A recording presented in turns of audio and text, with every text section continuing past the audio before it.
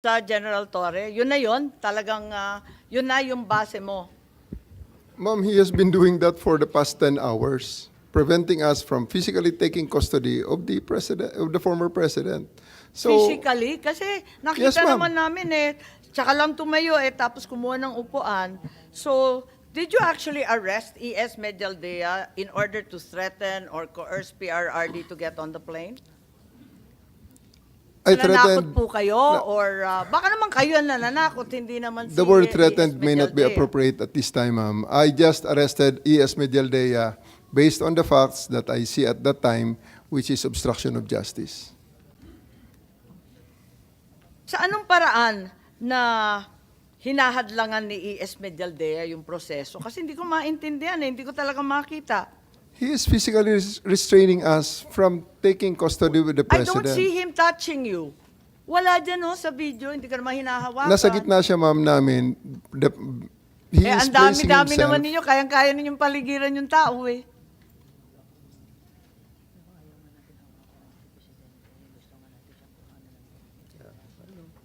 So palagay ko, paikot-ikot tayo dito sa istorya. Ako hindi naniniwala na may obstruction of justice. As a matter of fact, bakit hindi ninyo dinala si E.S. Medialdea sa kulungan nung gabing yun? Kasi pinusasan mo na, nag-Miranda rights ka na, ba't hindi mo dinala sa preso? I have the option to file the case the way which way I deem appropriate at that time, ma'am. At ang nakita ko, dahil siya ay sumama sa former president sa eroplano, I would just file the case later at the time. Depende na rin sa akin yun, ma'am, bilang arresting officer, whether I would like to Lahat yun pursue the pwedeng case gawin or ng not. arresting officer, sigurado ma'am. ka? Yes, Kasi, ma'am. di ba, arrested person, 1 minute si E.S. Medialdea. Pagkatapos, di mo naman dinala sa kulungan. Ang ginawa mo, sinakay mo sa eroplano, naging pasahero sa Hague. Paano nangyari yun? Tumakas ba siya sa kustodiya mo? Pinatakas mo ba? Rinilis mo ba? Ano nangyari doon? Inaresto mo tapos rinilis. Anong klase yun? Those are decisions made in the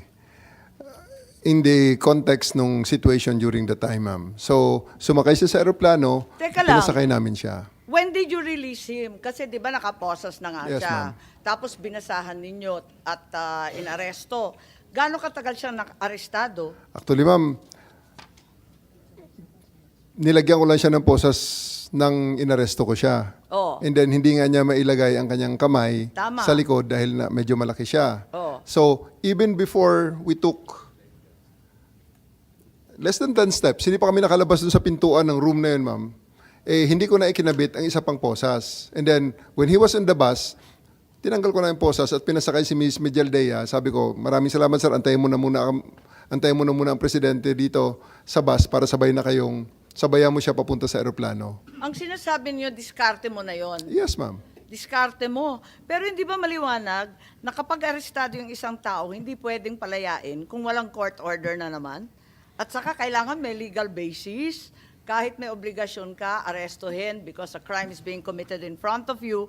Hindi ba Article 223 yan ng ating revised penal code, infidelity in the custody of prisoners? I am Bakit the mo arresting pinalaya-biga? I am the arresting officer, ma'am, and I have the option to file the case which way I want it. Whether I will present him for inquest or I will go a regular filing on the prosecutor's But having office. arrested him, you cannot just release him. Bawal yun, di ba? Nasa revised penal code po, infidelity in the custody of prisoners. He's already a prisoner.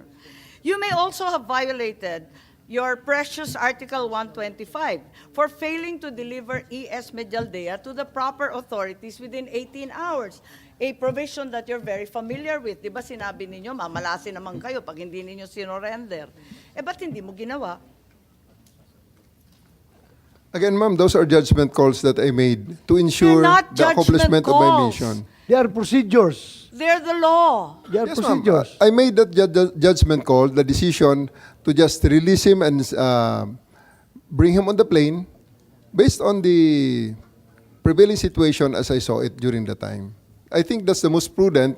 I really thought at that time that's the most prudent thing to do to ensure that the primary mission of bringing the president to The Hague is accomplished. So to your mind, General Torre, you are empowered by law to release an arrested person without any order of any court. You're given the authority to arrest the person, release him kung gusto mo. Basta ikaw ang magdidiskarte. Ganun lang yon. Wala kang pakialam sa batas, sa revised penal code, sa lahat ng pinagbabawal. Ganun ba yun? That's not the context that I made those decisions, ma'am. That's Sasabi not lang in those context. saan ka naman nakakita, inaresto mo yung tao, tapos isasakay mo, papuntang Hague. Anong klase yun?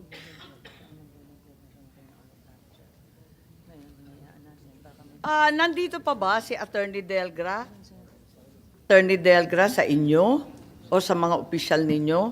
Was he physically hindering you from bringing PRRD to the plane?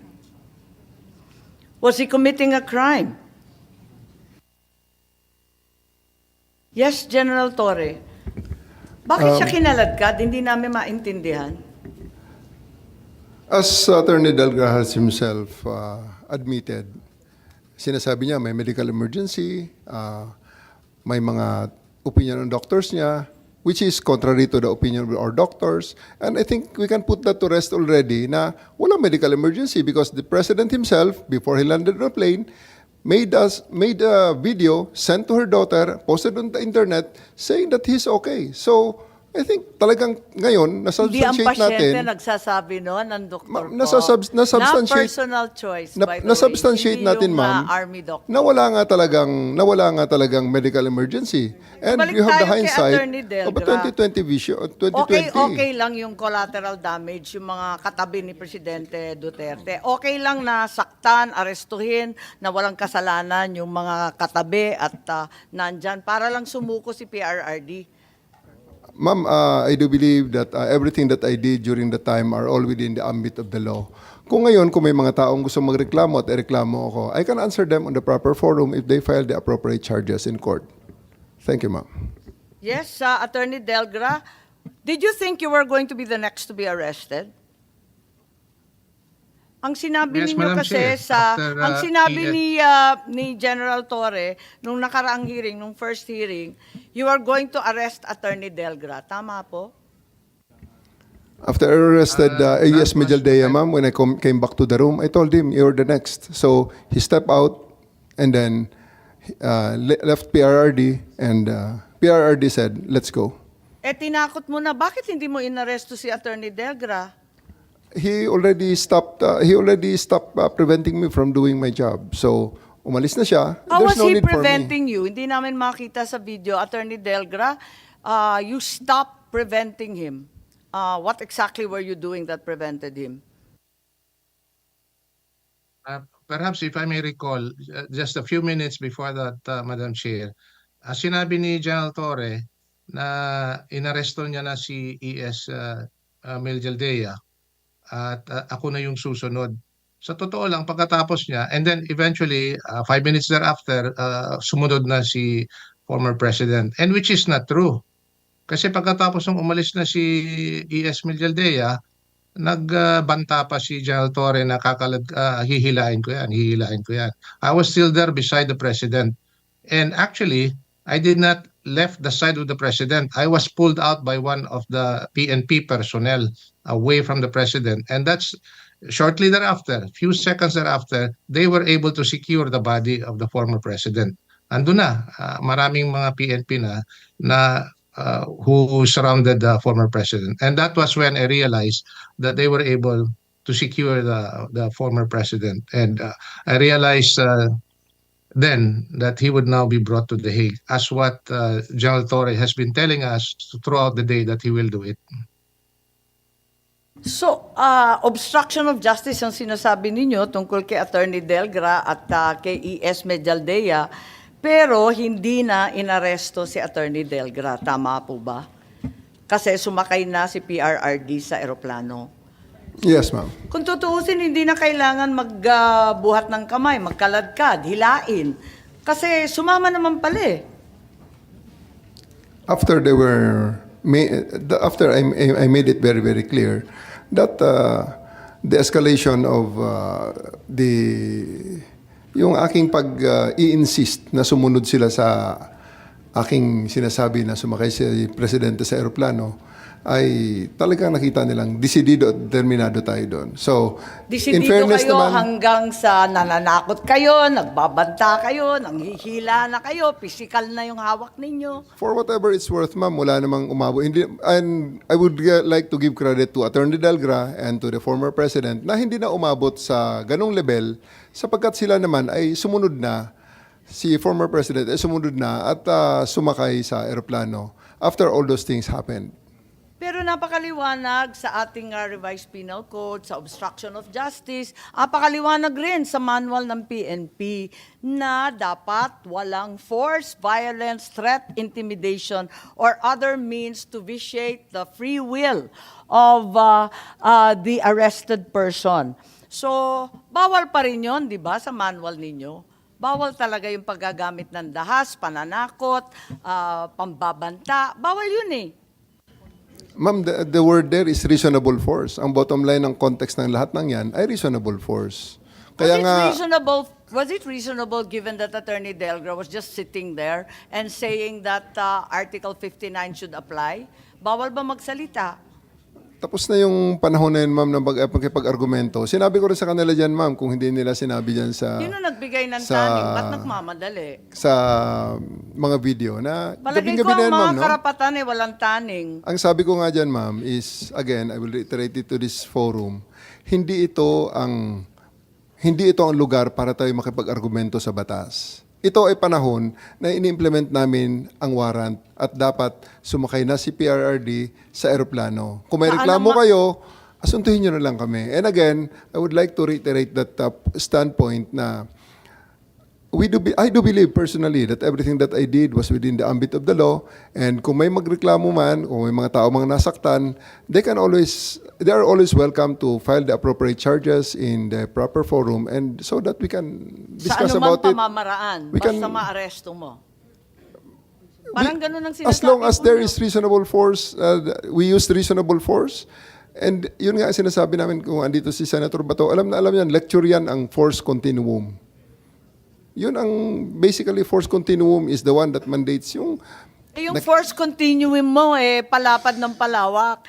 Sabi ko, di ba sabi mo, ang mission mo, arestuhin lang ang dating Pangulo. Bakit pati si E.S. Medialdea, si Attorney Delgra, hindi naman bahagi ng mission mo yon? Di ba escalation na to ng mission? Lumawak na lang ng lumawak. Pati yung iba, dinamay-damay na wala namang kinalaman doon. Inaresto na, kinaladkad na, tinakot na. Tama ba yun? nakita nyo naman, ma'am, si Attorney Delgra pa lang hinawakan ko, bigla na lang pumasok na si Kitty. Lalo na siguro pag andyan sila at pinatayo na ang presidente at dalhin Ako na sa naman, plane. General, sasabihin nyo sa akin, takot ka sa babae. Escalation of force lang, ma'am, ang tama lang namin. Tama Kahit lang sa na babae? yung appropriate force lang. Yung appropriate force lang. O delikado Hindi nga, naman ma'am. si PRRD yan Hindi naman yan ang mission order mo. Mission order mo si PRRD, hindi lahat ng kalakip na at kalapit niya. Anyway, ma'am, as I said, we'll just, kung may mga gustong magreklamo doon na sa tingin nila ay nalabag ang kanilang mga karapatang pantao, we committed mistakes, let's... May edad na rin si Attorney Delgra, may sakit si E.S. Medialdea, tignan mo naman yung nakaharap sa kanila. Kaya ba nilang pigilan kayong mga pulis na arestuhin si PRRD kung ninais ninyo? Tignan naman ninyo yung itsura. Yes. Di ba, libo-libo yan Ang pinagmalaki pa, 7,000 ang handa. Yes, ma'am. Actually, they were successful in preventing us from taking custody of the president for 10 hours. Nung inescalate na lang namin at inalis na namin sila sa scene, saka pa lang namin nagawa ang aming misyon. Pinagbawalan kami mag-contempt at sinabihan kami na wag na lang. Kaya hahayaan ko na lang kahit labo-labo yung kwento po ninyo. Magtiisan po tayo pero hindi talaga ako natutuwa dahil hindi nagsasabi ng totoo at iba-iba yung sagot. Napakahirap ng ganito. Dumating nga kayo. Hindi naman pala handa magsabi ng katotohanan. Punta na natin na yung hindi napunta nun dati, Prosecutor Fadulyon, nabanggit ni Attorney Delgra yung Article 59. At sinabi ng DOJ, paulit-ulit, Yung order na yan, galing kay Chief PNP. No? Nadalhin talaga siya sa dahig. Did it ever cross your mind na mag-isip-isip ka? Itong order na ito, legal ba ito? Am I not violating any provision of the Constitution, yung ginagawa kong ito? Kung sinusunod ko itong order na ito? Hindi mo naisip Since yan? the time up to this point, sir, that question never crossed my mind that this could be illegal. First and foremost, the DOJ team is with me. The Prosecutor General is with me. The Chief of the Philippine National Police is with me. So I don't think there's any reason for me to have any doubt on the legality of the order. How about yung violation sa Bill of Rights na ginawa ninyo? Again, sir, the DOJ is with me, the Chief PNP is with me, so I really don't have any reason to believe on the or question the legality of the order, sir. So I do believe up to this point, since we started this operation, that Pero everything that we dinig na did is dinig within the namin. bounds of the law. Naku, Continue. General Torre, dinig na dinig namin, paulit-ulit si Attorney Delgra, Article 59. At nalilito kami, ba't hindi mo tinawagan yung DOJ? Teka, may Article 59 na sinasabi. Abogado ka ba? Ma'am, speaking of the DOJ, Attorney Fadulion, the Prosecutor General, was there. Nandun kayo at okay, former president, masasabi ba natin na yung aresto ni PRRD ay CIDG operation? It's a PCTC operation, ma'am, requested to the Philippine National Police. Pero kayo ang lead. So ikaw ang masasabi natin. Kitang-kita naman doon sa video, kayo nagmamando, sangkatutak yung pulis, pero kayo yung pinakamataasang rango. Pagkatapos, talagang CIDG operation ng labas. Tama ba yun? Sa level, ma'am, ng implementation ng orders, pagbigay ng mission, that is led by me, supported by the other units of the Philippine National Police, as directed by the Chief of the Philippine National Police, That's ma'am. right, but I did not see any other higher-ranking generals than you. You were the only one there. You were clearly the one leading the pack and determining what would happen next. Baka hindi lang siguro, ma'am, na nakikita ang ibang high-ranking officers doon sapagkat nakamix ang Sinabi mo nga, kanilang... Nick, na you said that, well, sir, ako ang pinakamataas dito. Yes, sir. I'm two-star, di ba? Yes, sir. Oh, so you stick to that. Pero meron, sir, mga matataas na official Oh, doon, pero sir. ikaw, At sinabi together mo with lahat. me, sir, Sino-sino? Sino-sino na mas mataas sa'yo at nagmamando? Wala naman kasi kaming narinig. Ikaw lang ang nandun. Wala namang masama kung ikaw ang inassign. Di syempre, gagampanan mo, di ba? We are under the direction of the Chief PNP. He was there personally. Ang pag-implement lang, sir, ng actual arrest ay ang aking ginawa, and I operated under that direction to ensure the proper service of the warrant, the observation of the law, protection of the arrested person, and ensuring his safe delivery Okay lang. sa kung saan man siya pinapadala sa akin. So ma'am. simple lang. Was it a CIDG operation? Yes or no lang po? Para No, ma'am. maliwanag That's na. a PNP operation. CIDG bahagi naman ng PNP, pero sa dinami-dami ng division, sa dinami-dami ng pangkat sa PNP, CIDG ang pinili ng Chief PNP na maglulunsad nito. Tama po ba? That is an operation, composite operation. That is an operation headed by a composite team of the PNP, led by the director of the CIDG, ma'am. So, who gave the orders to The chief. have President Duterte transported to The Hague? Sino nagbigay sa'yo ng order? Sir, my order is to serve, the order that I received from the Chief of the Philippine National Police is to serve the warrant and ensure his delivery to the 250th Wing, to the team that will deliver him to The Hague. On the nuances of the higher authorities, I may not be privy to that information. Okay. Hanggang doon lang sa 250. Sino nagpadala sa kanya sa aeroplano? Nagpasakay sa aeroplano?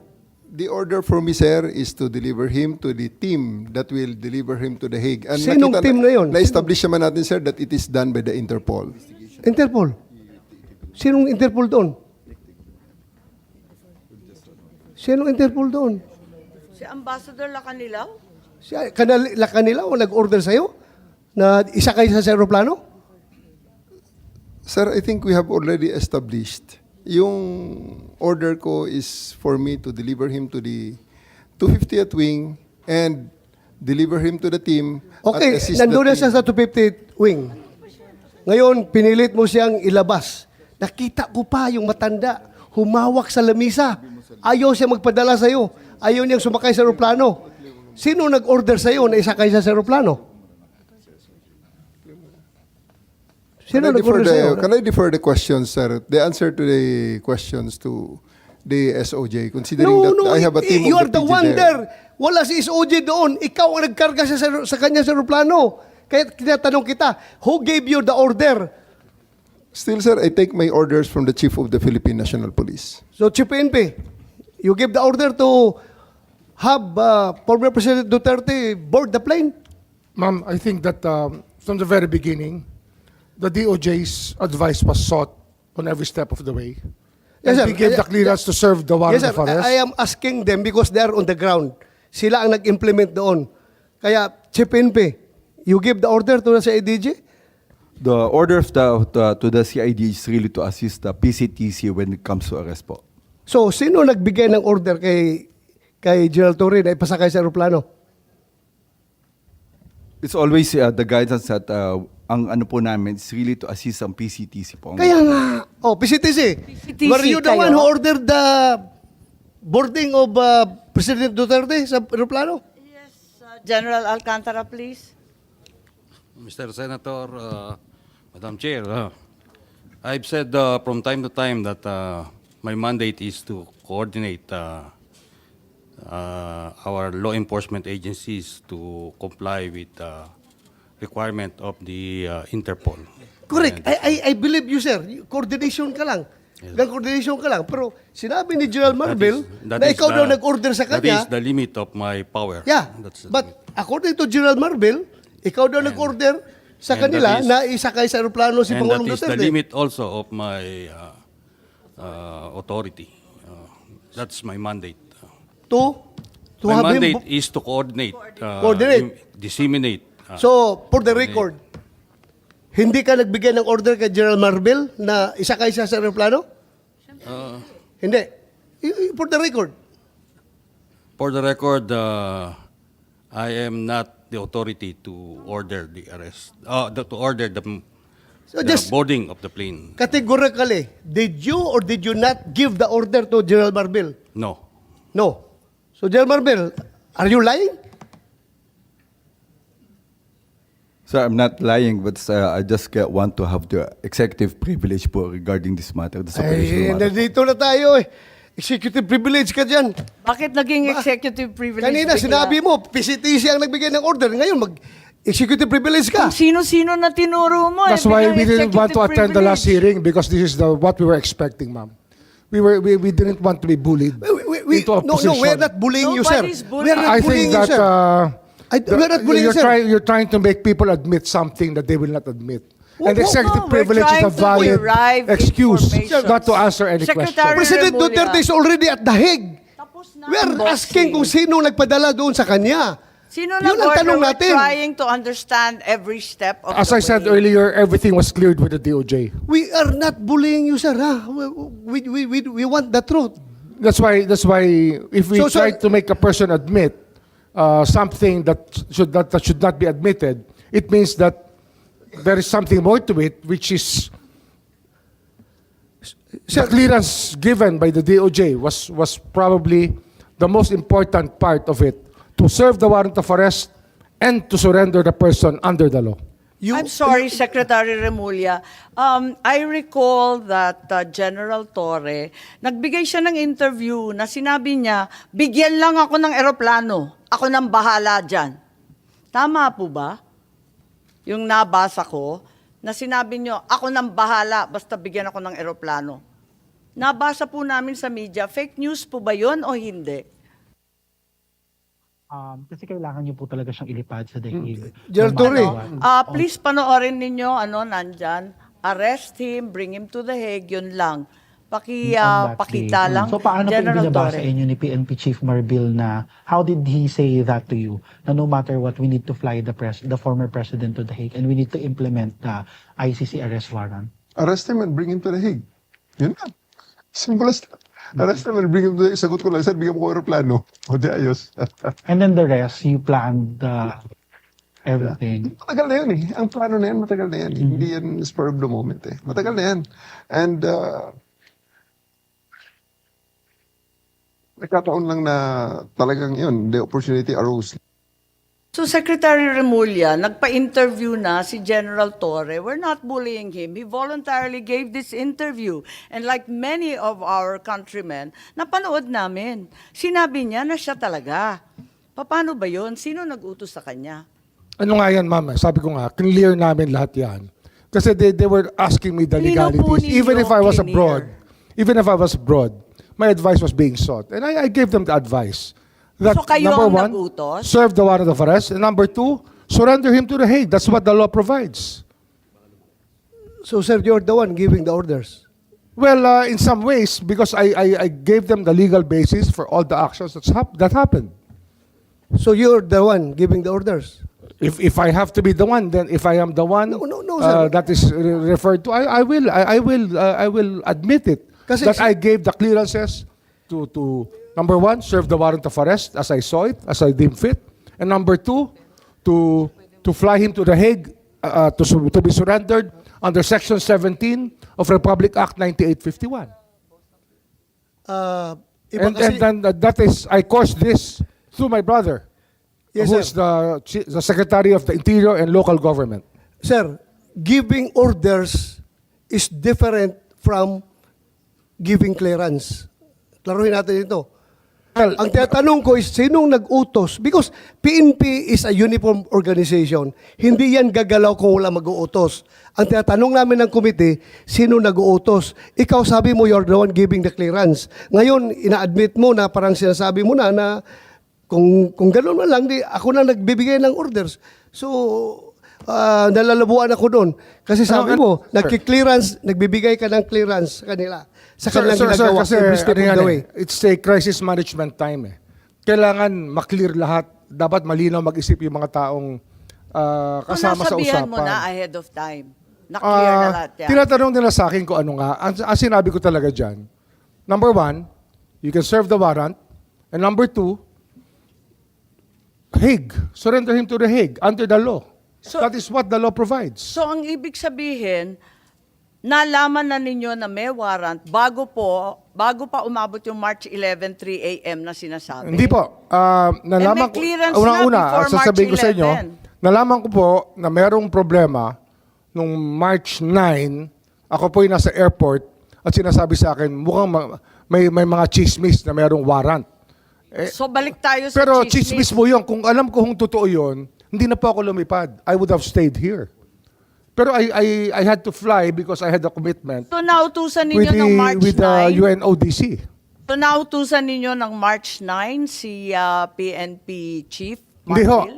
Nung dumating po yung warrant, yung diffusion order, pinadala po sa akin yan. Siyempre, ang technology naman, nasa Vienna po ako, kahit iba yung oras. Nung nakita ko po yung diffusion order, sabi ko, that's valid. You can serve it. Tsaka may warrant na kasama kasi yun eh. May warrant po kasama na pinadala sa akin eh. Sabi ko, it's a valid warrant. Akala ko yung diffusion hindi warrant. Bakit Hindi ba, may bumalik na kasama naman ho tayo warrant sa yun. unang usapin? It had an accompanying warrant which was given to me. And that warrant which was the one that was served to the former president. Balikan muna natin ang CIDG. Kasi sinabi nga dito sa interview na pinanood natin na alam na ninyo na meron kayong papel sa pag-aaresto. Masasabi ba ninyo na well-planned itong arrest? Kasi it was planned weeks in advance. May nakita tayo dito na naabutan na ninyo, matagal ng plano yan. Pwede ba nating paliwanag itong statement po ninyo, anticipation? Kasi yan ang actually pagdating ko, may plano na. Anticipation ang warrant. Sabi ninyo pagdating nyo. So dumating kayo mga bandang September, meron na yan. Ma'am, maraming salamat talaga sa tanong na yan. For me to clarify that statement na natitwist na sa social media. That interview is made from the context of the chief of the CIDG. Isang part lamang ng PNP, maliit lang akong parte ng PNP, na may sariling mandato. Kaya tumatakbo sa akin, ma'am, yung crisis, palaging tumatakbo dyan bilang operations officer, bilang commander, yung 4 Ps of contingency planning. Predict, prevent, prepare, perform. Palaging may plano. Dahil nagbabasa ako ng dyaryo, ito may possibility na lalabas ang mga to. So, naghahanda ako na pag inutusan ako ng Chief PNP, hindi ako magsimula sa zero. So, it's not about anything, about sinister or anything, but it's just part of my job to plan for it. So, ano ang mga dapat pag may lumabas sa may mga wanted person, in-anticipate natin lalabas ang warrant? So hindi so, nautusan ninyo ng March 9 si PNP Chief? Hindi ho, Mark Hill? nung dumating po yung warrant, yung diffusion order, pinadala po sa akin yan. Siyempre, ang technology naman, nasa Vienna po ako, kahit iba yung oras. Nung nakita ko po yung diffusion order, sabi ko, that's valid. You can serve it. Tsaka may warrant na kasama kasi yun eh. May warrant po kasama na pinadala sa akin eh. Sabi ko, it's a valid warrant. Akala ko yung diffusion hindi warrant. Bakit Hindi ba, bumalik may na kasama naman ho tayo sa warrant yun. unang usapin? It had an accompanying warrant which was given to me. And that warrant which was the one that was served to the former president. Balikan muna natin ang CIDG. Kasi sinabi nga dito sa interview na pinanood natin na alam na ninyo na meron kayong papel sa pag-aaresto. Masasabi ba ninyo na well-planned itong arrest? Kasi it was planned weeks in advance. May nakita tayo dito na naabutan na ninyo, matagal ng plano yan. Pwede ba nating paliwanag itong statement po ninyo, anticipation?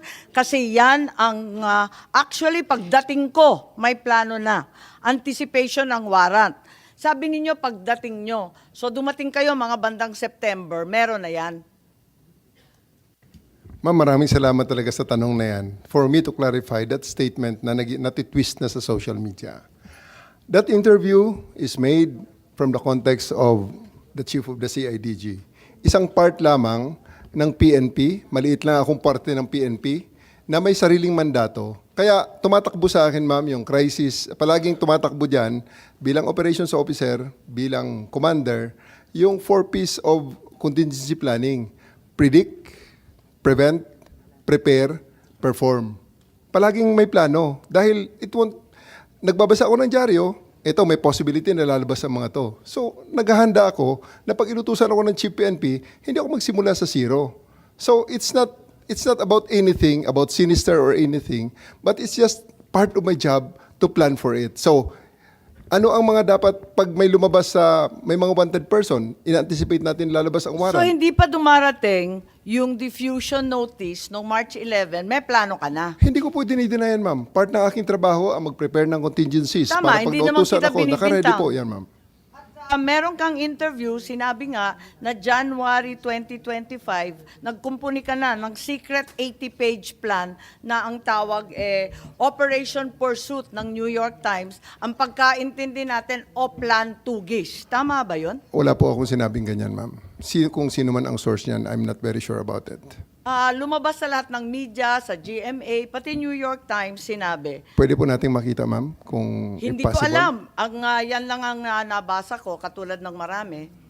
Operation Pursuit, tapos translate Plan Tugis. Okay, may pangalan ho ba ako na Napakakabal naging source, ma'am, kung pwede ko makita? Kasi until this point, gusto ko rin po, ma'am, maraming salamat sa pag-clarify nito. Gusto ko sana makita, ma'am, yung Ang pangalan ko sinabi, talaga. ang PNP, ang nagplano na ng isang Plan Tugis. I'm na just one of the... Napakahaba ng Yun lang, ma'am. I'm just one of the 220... Unfortunately, I'm just one of the 220,000 policemen of the PNP right now.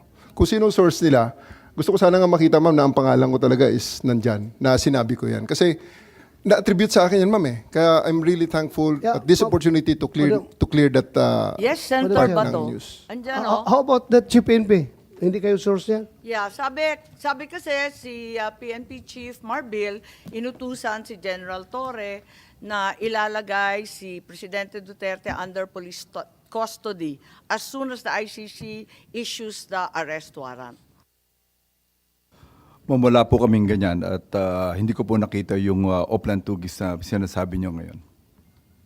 So ibig sabihin yung New York Times, lahat ng local media, sinungaling.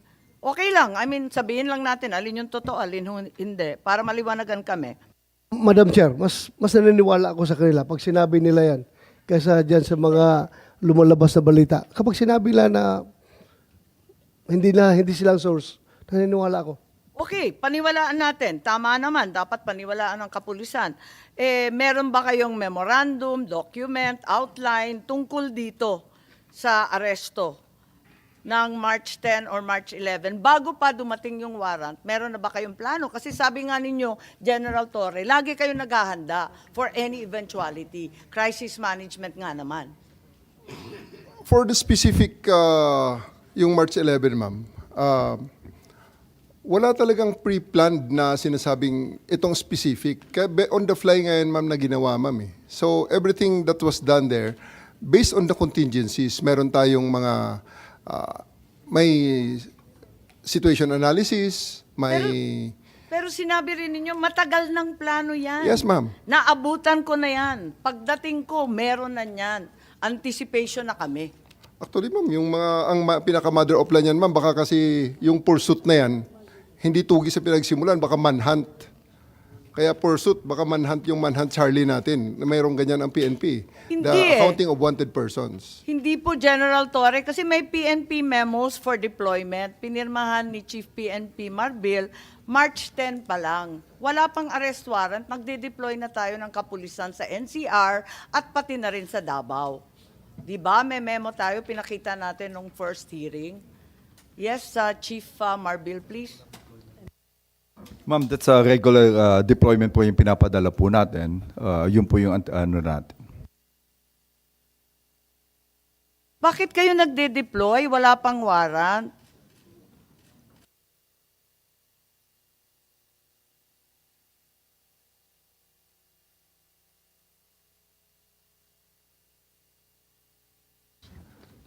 That's already part of the contingencies. Kasi hindi naman natin madi-deny na napaka-high profile ni PRRD. Ito na nga, may preparation na may probability na lalabas itong order na to. On my part, lalabas ang Pero order na to. sabi, nung unang hearing ni Secretary John Vic, na chismis lang naman, magde-deploy ka sa chismis lamang? There's really no harm in erring on the side of caution, ma'am. Palaging ganyan. Prevent after the prediction. We prevent whatever. Kaya palaging predict yan ang scanning the operational environment, threat assessments, So wala preparation, talagang IPB. plano. Pero sinabi mo, matagal ng plano yan. Alin ba talaga? The contingencies are there, ma'am. Hindi na sinasabing wala talaga kaming alam at wala kaming pinaghahandaan. May contingencies tayo, ma'am. So it's always there. So you're part of the saying that PNP. it was just general contingency planning, Yes, ma'am. no specific incident was anticipated? Although, sinabi rin ninyo, anticipation ko na yan. Pagdating ng mga... Anticipation ng warrant ng ICC. That's very specific po. Ma'am. Hindi siya generic contingency planning. Opo. Part na ho ng aking trabaho na ma'am yan, nakita ko na, sabi ko, nako, paano pag nautusan ako bigla, lumabas ang warrant at i-implement ito. Nasa Hong Kong ang ating subject. So, that's all part of the anticipation already and the So in contingency fact, there planning. was a plan. Ma'am, So in fact, there was a plan. There was a- Kasi nag-anticipate na kayo na ina-adjust na magkakaroon lang. ng warrant. Ina-adjust natin ang contingencies, ma'am. Ina-adjust ko ang contingencies so that pagdating ng specific na order Kayo sa lang ang akin, nagplano mag-isa sa buong PNP? I'm the head of the CIDG, ma'am. I have, Pero kayo lang ang nagplano I have ng 2,000 operation. people. I have 2,000 people under me. Sir. I understand, General, and we respect the CIDG for its outstanding track record. Kaya lang, tinatanong ko lang, kasi sinabi ninyo na iba-ibang grupo ang nagkumpune ng task force o kung ano man ang tawag doon, na iba-ibang bahagi ng PNP, hindi lang naman CIDG kasi ayaw ninyong tawagin na CIDG operation. Sino-sino pa ang kasama sa planning dito sa anticipation ng ICC warrant? Thank you very much for the praises to the CIDG, ma'am, first and foremost. Ako rin, ma'am, ang naglabas ng mga request na ito po ang mga components na kailangan, ang mga makakailangan ko at Sino-sino ma-engage po? just in case na ito ay it will come down. So if you have seen, meron doon mga Special Action Force, kasi nga, ni-request ko ang mga yon. I requested them through the Chief PNP. Sir, I need the Special Action Force. I also need the NCRPO to stand by on alert na ang kanilang mga civil disturbance management ay mag-ready rin just in case na magkaroon ng mga rally, magkaroon ng mga mass movements, ready rin kami So kahit papano, hindi totoo na walang plano kasi may anticipation ka na eh. At saka Definitely, ma'am. nananawagan ka na sa iba't Definitely. ibang tropa. Definitely, we are denying that plan from the context of being sinister and really plotting against the former president. It's not like that. We are just making sure that the PNP will be up to its mandate of protecting the peace and order and the well-being of the citizens, even though this an event as controversial as this goes down. So Chief Marbil, tama ba inauthorize ninyo na tawagan yung iba't ibang pangkat ng PNP si General Torre? Siya nang namahala ng lahat. Ma'am, ako po ang in charge po ng Philippine National Police. I just ordered General Torre to prepare. Yun po yung contingency natin. Kasi we heard from the news coming from the former president that there will be an ICC. That's Pero coming- iba-iba na yung mga grupo na tinatawagan niya, hindi na si IGG lang. That's ma'am, dun sa atin sa ano natin, meron po yung power ng CIDG that's really to help from other units po. Okay naman po sa Philippine National Police po yan. Okay, eto naman tayo sa mga nangyari doon sa Villamor na, no, sa 250th. Ano na ang nangyari doon? Gusto lang natin malaman at itatanong kung anong nangyari dahil nandito na tayo, no? Umabot na tayo sa Villamor. Was there a time na may binantaan ka o tinakot o pinagsabihan kung sino man doon?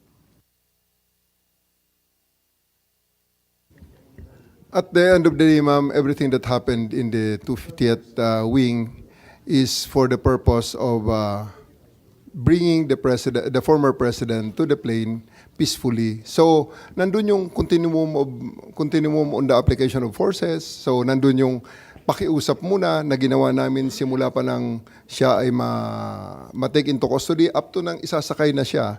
So, continuum forces, pakiusap and everything, and kailangan there's always a time to tell them that Parang hindi na pakiusap ang nangyari. Yes, ma'am. Kasi inaresto na ninyo si Attorney Medialdeo, sabi ninyo, obstruction of justice, tama? force continuum, ma'am, At na hindi sinabi na nila rin sa ninyo pakiusap. doon sa last hearing natin, under oath, sinabi naman ninyo na talagang hinandcuff ninyo at binasahan na ninyo ng Miranda, Because tama? on the force continuum, ma'am, pataas ang application of force. Pinakiusap ko, 10 oras na nakikiusap, hindi masunod, and alas 12 na, mag-alas 10 na, lilipad ng aeroplano, Pero teka, in-elevate ko ng konti. So, I became nandidiin ka forceful na. at that time. Okay. Pero ang tanong, bakit inaresto? May paghadlang ba sa proseso ng batas? May tunay ba na obstruction of justice? May panahon ba na pinigilan ni E.S. Medialdea kung sino man testigo na magsalita? Binago ba niya? Sinira ba niya yung mga dokumento? Tinago ba niya ang makakatakas na suspect? Lahat ng obstruction of justice, may pekeng pangalan ba na binigay? Pinagtatanggal niya na paglitis ng isang krimen, lahat ba yun? Talagang obstruction of justice. Alin bahagi dyan ang obstruction? Ang specific po ng ginawa ni E.S. Medialdea para siya ay aking arestuhin sa obstruction of justice, he prevented me from taking physical custody of President Duterte so that he can be boarded on the bus that will bring him the plane. Yun na, ma'am. Kaya part yun, I read him his right. Kaya pataas na pataas, ma'am, ang level ng... So talaga How did he prevent you? Kasi ang nakita ko naman, naglagay lang naman siya ng upuan dun para upuan ng dating Pangulo. he is placing himself between me and the former president, ma'am. Umarang siya. Kaya ba niyang harangan yon? Daan-daan pulis ang kasama mo? Ako, ma'am, ang personal na hinarang niya, which is kailangan ko siyang alisin so that I can actually order my men to take custody of the former president and bring him to The Hague. Ang dami-dami po ninyo. May kakayahan ba o kapangyarihan si E.S. Medialdea na hadlangan ka at yung libo-libong kapulisan na dalhin si PRRD sa Hague? Yes, ma'am. Kasi nung nandun siya, hindi namin nagawa. Pero inaresto ko siya, nagawa namin, ma'am. Tama ba yun? Klaro ba kayo na ang ginawa lang, ang sinabi nyo sa last hearing, ang sabi ninyo, he was blocking my way, preventing us. He placed another chair at the side of the president for the former president to sit. Yun lang, naglagay lang ng upuan. Obstruction of justice na ba yan? Opo, ma'am. Kasi, ma'am, kung hindi siya umalis doon, hindi namin talaga maisakay sa bus si former president. Kaya nga, Dahil lang sa isang upuan? no, ma'am. Pag umupo siya uli, problema na uli yun, ma'am. Paano namin siya mapalakad? Di, bubuhatin namin siya. Libo-libo Which is, I really naman don't want kayo. to do. Yes, ma'am. Apakaklaro naman sa PD 1829. Yung obstruction of justice, iilan lang naman ang patakaran, ilan lang yung pamamagitan para obstruction. Wala namang sinasaad doon na, lalagyan mo ng upuan para maupo yung matanda. Meron bang ganun? Ma'am, basta ang bottom line lang po dito, ma'am, after he was removed from the area, wala pang 5 minutes, ma'am, the former president said, let's go. Kaya siya ay So, sumakay what ng bus. particular mode? Wag mong gawing justification yan na General Torre na porque nahankap mo na si A.S. Medialdea, 5 minutes, nadala mo na kaagad si Pangulong Duterte sa aeroplano. Ang tanong dito ngayon, yung paghankap mo ba, ano justification mo? Yun lang naman. Yun lang naman, bakit? I stand by it, sir. I read him his rights and tell him what law he's violated, and I arrested him and told him exactly what is the basis of my arrest for him. And lawyer siya. Sumama naman sa akin, sir, ng maayos, si E.S. Medialdea. Actually, hindi ko na nga Sino hindi nailagay ang- sasama doon? Kadami ninyo doon. Kaya nga, Hinankap sir. na ninyo. Ganun lang talaga, sir, siguro. Dahil there's really a need to put an end on everything at that night na So kailangan matapos na yung situation. Balik tayo. Ilang beses mo na inulit-ulit. Hulihin si President Duterte at dalhin sa daig. Yun talaga mission mo. Yes, sir. Sino nag-order sa'yo? The Chief of the Philippine National Police, sir. Si Senator Robin nagtsatsaga rito, sabi niya magsasalita din daw siya. Okay lang. Okay. Thank you, Madam Chair. Maraming salamat po sa ating ginang tagapangulo at kay General Bato, Senator Bato.